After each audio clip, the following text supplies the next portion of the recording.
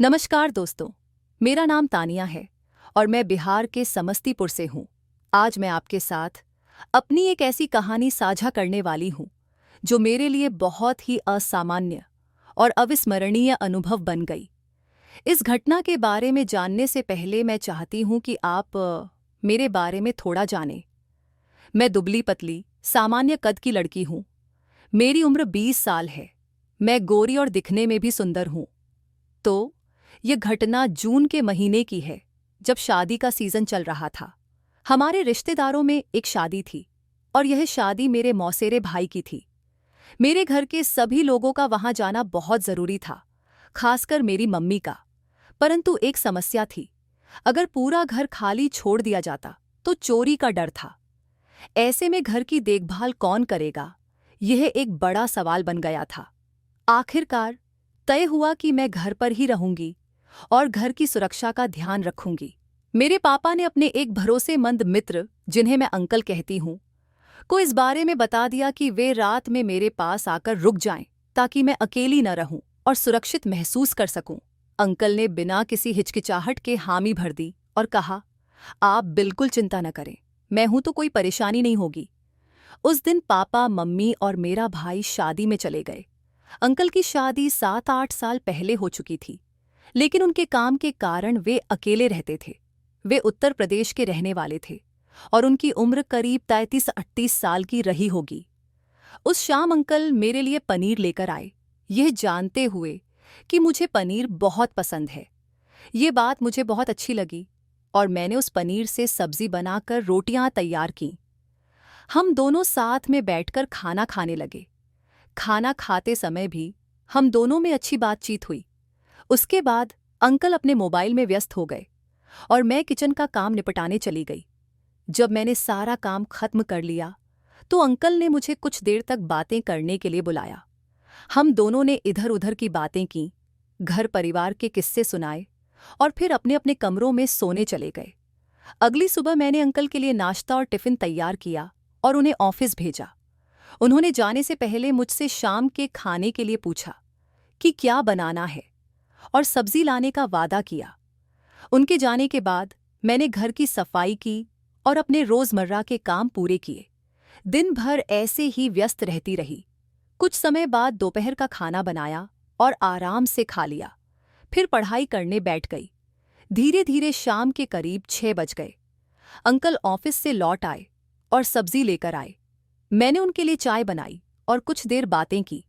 जब अंधेरा होने लगा तो मैं रात के खाने की तैयारी करने के लिए किचन में चली गई। कुछ देर बाद अचानक बिजली चली गई और पूरा घर अंधेरे में डूब गया। घर में इन्वर्टर नहीं था, इसलिए मैंने जल्दी से मोमबत्ती जलाई और खाना बनाने लगी। गर्मी के कारण मेरे माथे पर पसीना बहने लगा और मैं खुद को थोड़ा असहज महसूस कर रही थी। तभी अंकल किचन में आए और बोले, इतनी गर्मी में कैसे काम कर लेती हो? मैंने मुस्कुराते हुए जवाब दिया, नहीं करूंगी तो खाना कैसे बनेगा, भूखे रहना पड़ेगा। इस पर अंकल ने हंसते हुए कहा, हाँ, तुम्हारी बात बिल्कुल सही है। बिजली आने तक मैं खाना बना चुकी थी। फिर हम दोनों साथ में बैठकर खाना खा रहे थे कि अंकल ने देखा कि मैं पसीने से पूरी तरह भीग गई हूं। उन्होंने मुझे देखकर कहा, तुम तो पूरी तरह पसीने से भीग गई हो, थोड़ा आराम कर लो। मैंने बस हल्के से सिर हिलाया और खाने के बाद किचन के बचे हुए काम करने चली गई। सारा काम निपटाने के बाद मैंने सोचा कि क्यों ना नहा लिया जाए। मैंने अपने कपड़े लिए और अंकल को बताया, मैं नहाने जा रही हूं। नहाकर मैंने अपनी गुलाबी नाइट ड्रेस पहनी और अंकल के कमरे में चली गई। वहां पहुंचकर हमने फिर से थोड़ी देर तक बातें की, जिनमें दिन भर के अनुभव और किस्से शामिल थे। हम बातों में इतने मशगूल हो गए कि अचानक अंकल की नज़र मेरे कंधे पर गई और उन्होंने घबराते हुए कहा, तानिया, तुम्हारे कंधे पर मकड़ी है। उनके अचानक बोलने से मैं डर गई और झट से अपने कंधे को झाड़ने लगी। मकड़ी मुझे दिख नहीं रही थी, लेकिन अंकल की नज़रों में कुछ गहरी चिंता दिखाई दी। मैंने मकड़ी को हटाने की कोशिश की, लेकिन ऐसा लगा जैसे वो कहीं और जाकर छुप गई हो। फिर अचानक अंकल ने मेरी गर्दन के पास इशारा करते हुए कहा, तुम्हारे गले के पास भी कुछ चल रहा है। उस समय मैं असहज महसूस करने लगी थी। मुझे सच में ऐसा लगा कि मेरे गले के पास कुछ चल रहा है, और जब तक मैं कुछ समझ पाती, मैंने महसूस किया कि वह मकड़ी मेरे टॉप के अंदर चली गई। यह देख मैं हड़बड़ाहट में थी और मुझे समझ नहीं आ रहा था कि क्या करूं। मैंने हड़बड़ी में अपने टॉप को झाड़ा, लेकिन मकड़ी नहीं निकली। एक अजीब सा डर और बेचैनी मेरे मन में घर कर चुकी थी। इस डर के मारे मैंने बिना कुछ सोचे समझे अपने टॉप को उतार दिया ताकि मकड़ी बाहर निकल जाए। जब मैंने नजर उठाई तो पाया कि अब मैं अंकल के सामने सिर्फ लोअर में खड़ी थी। यह स्थिति मेरे लिए बहुत शर्मिंदगी का कारण थी और मैं कुछ कह पाने में असमर्थ थी। अंकल ने स्थिति को समझते हुए तुरंत कहा, तुम घबराओ मत, मकड़ी अब तुम्हारे पास नहीं है। उनके इस वाक्य ने मुझे थोड़ा आश्वासन दिया और मैंने राहत की सांस ली। लेकिन इस अजीब परिस्थिति के कारण मैं अभी भी अनिश्चित महसूस कर रही थी। थोड़ी देर बाद मैंने अंकल से माफी मांगते हुए कहा, मुझे माफ कर दीजिए, मैं बहुत डर गई थी। इस पर अंकल ने मुस्कुराते हुए कहा, अरे, इसमें माफी की क्या बात है, ऐसा तो किसी के साथ भी हो सकता है। उनके सहज व्यवहार ने मेरी झिझक को थोड़ा कम किया और मैंने महसूस किया कि शायद यह सिर्फ एक हादसा था जिसे मैं गंभीरता से ले रही थी। इसके बाद अंकल ने मुझे सुझाव दिया कि मैं आज रात उनके कमरे में ही सो जाऊं ताकि मुझे डर न लगे। मैंने थोड़ी हिचकिचाहट के बाद उनकी बात मान ली। तभी एक बार फिर बिजली चली गई और घर अंधेरे में डूब गया। अंकल ने कहा, चलो, इससे अच्छा है कि छत पर चलकर सोते हैं, वहां ठंडी हवा मिलेगी और शायद तुम्हारा मन भी हल्का हो जाए।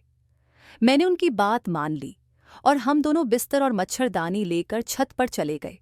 छत पर भी हल्की गर्मी और उमस थी, लेकिन कोई और विकल्प नहीं था। कुछ देर लेटे रहे, पर गर्मी के कारण मुझे फिर से पसीना आ गया। मैंने असहज होकर अंकल से कहा, यहां भी बहुत गर्मी है। उन्होंने मुझे दिलासा देते हुए कहा, चिंता मत करो, जल्द ही बिजली आ जाएगी, फिर हम नीचे चलकर सो जाएंगे। अचानक अंकल ने मुझसे पूछा, अगर तुम्हें बुरा न लगे तो एक बात पूछूं?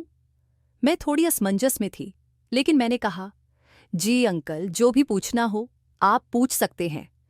उन्होंने हल्के अंदाज में पूछा, क्या तुमने अपनी गाड़ी की सर्विस करवाई है? उनकी बात मुझे थोड़ी अजीब लगी, लेकिन मैंने मुस्कुराते हुए कहा, नहीं अंकल, शायद जल्दी ही करवानी पड़ेगी। उनके मजाकिया लहजे से माहौल थोड़ा हल्का हो गया और धीरे धीरे मेरा डर भी कम होने लगा। रात के करीब 12 बजे बिजली वापस आ गई और हमने राहत की सांस ली। उन्होंने कहा, चलो अब नीचे चलकर सोते हैं। हम दोनों अपना बिस्तर समेटकर नीचे आ गए।